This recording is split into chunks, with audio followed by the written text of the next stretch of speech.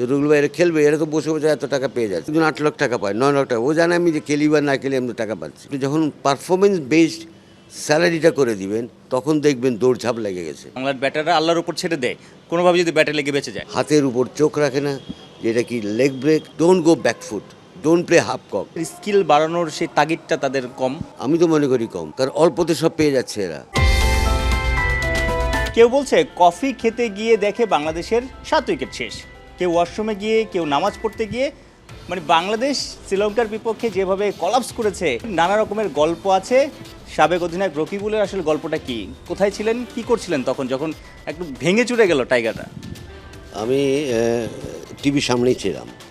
তো আপনি যে কথাটা বললেন এখন, যে কফি খেতে গেছে এসে দেখে 4টা নাই, এদের রীতিমতো একটা সাইক্লোন। যেগুলি আউট হয়েছে আমাদের, they didn't have any clue যে এটা লেগ স্পিন না এটা গুগলি। আপনি যদি আউটগুলি দেখেন, আপনি যদি হৃদয়ের আউট দেখেন, সে খেলেছে লেগ স্পিন, বল তার ব্যাটার প্যাডের মাঝখান দিয়ে যায় বোল্ড। লিটন দাস ই প্লেড অন লেগ স্পিন, ওর বলের লাইনে পা দিয়ে আছে, straight googly bowler. Leg spin খেলার বিন্দু মাত্র অভিজ্ঞতা নেই, কারণ তারা বলের উপর চোখ রাখে না, হাতের উপর চোখ রাখে না, যেটা কি লেগ ব্রেক না এটা কি লেগ স্পিন। পিছনে সাইড স্ক্রিনে তো ক্লিয়ার দেখতে পাবে যে ব্যাকগ্রাউন্ডে। তার মানে আপনি বলতে চাচ্ছেন যে যখন বলটা ফেস করতে যায় বাংলার ব্যাটাররা আল্লাহর উপর ছেড়ে দেয়, কোনোভাবে যদি ব্যাটে লেগে বেঁচে যায়। আল্লাহর উপর ছেড়ে দিলেও তো বুঝতাম যে তারা কোনোভাবে ব্যাটে বা ইসেতে করে, তারা তো প্যাডে হিট করাইছে, যার জন্য এলবিডাব্লিউগুলি হয়, আবার বোল্ড হয়েছে ফাঁক দিয়ে। কীভাবে নেগোশিয়েট করতে পারে এইসব বলগুলো? যে এটা কি লেগ স্পিন না এটা কি googly, don't go back foot, don't play half cock. একটা লেগ স্পিনারে খেলতে হলে আপনার ফুটওয়ার্ক লাগবে, আপনার এইখানে লাগবে, আপনার চোখ থাকতে হবে ওইখানে, পাখির চোখ বলের উপরে। সেটা আমাদের ঘাটতি, অনেক বড় ঘাটতি এখানে আছে। তো আমি মনে করি এটা এক্সপোজ হয়ে গেছে এখন। ঘরোয়া ক্রিকেটে কিংবা ন্যাশনাল টিমের প্র্যাকটিসে কোয়ালিটি লেগ স্পিনার নিয়ে যারা দুই দিকেই টার্ন করাতে পারে, প্রস্তুতির ঘাটতির কারণে বা শিখছে না, যে কারণে আসলে এই ভুলগুলো দেশে বিদেশে সবখানে হচ্ছে, হৃদয়, লিটন এদের। Absolutely you are spot on, যে আমাদের ঘরোয়া ক্রিকেটে কোনো প্রত্যেক দলে লেগ স্পিন নাই, বিশেষ করে ক্লাব ক্রিকেটে।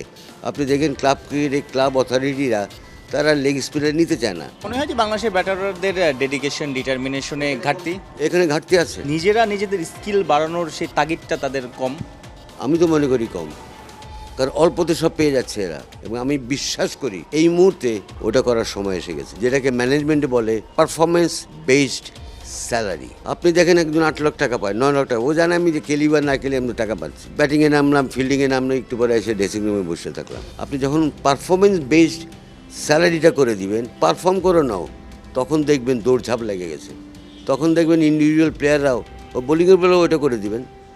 এটা অনেক দেশের, ইট ইস এ প্রফেশনাল মডার্ন ম্যানেজমেন্ট। এটা যে ইউ আর্ন ইউর ব্রেড, তুমি ভালো করো নিয়ে যাও, 50 করো 1 লাখ টাকা। এটা ম্যাচ বুঝে কী ধরনের ম্যাচ। 100 করো 5 লাখ টাকা, 3 উইকেট নাও 1 লাখ টাকা। একটা প্লেয়ার 5টা 3 উইকেট নিছে, 5 লাখ, তাহলে 1 লাখ 5 দিয়ে গুণ দেন। ওই 2 মাসের মধ্যে তার ইনকামটা দেখেন কত আসে।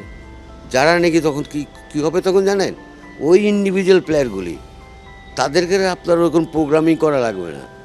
তখন তারা দেখবেন নিজেরা ও তাদের ডায়েটও ঠিক করে নিছে, তারা নিজেরা পার্সোনাল কোচ রাখতেছে, পারফরমেন্স করার জন্য তারা ফিটনেস ঠিক রাখতেছে, স্কিল ঠিক রাখতেছে। এটা হবেই। সাইফুল রূপক, ৭১।